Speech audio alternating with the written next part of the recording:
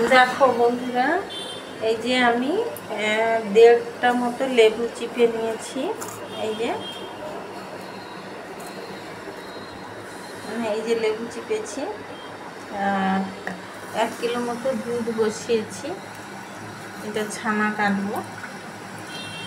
সবাই রুগী, ছানা খাবে, দুধ খেতে পারে না, তাই আমি লেবুটা চিপে জলটা এইভাবে দিয়ে দিচ্ছি।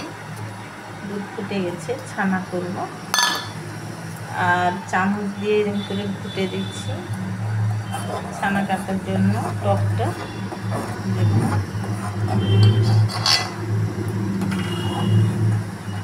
ছানা কাটা শুরু হয়ে গেছে।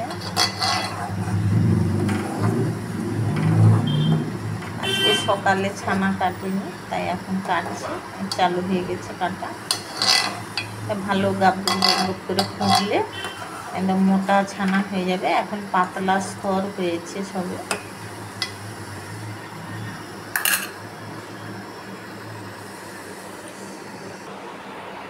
এই দেখুন, এই যে ছানা তুলে নিচ্ছি এখান থেকে। যে ছানাটা এরম করে তুলে নিচ্ছি, এরকম করে তুলে নিয়ে এখানে ছেঁকে দিচ্ছি। ছানাটা ভালো করে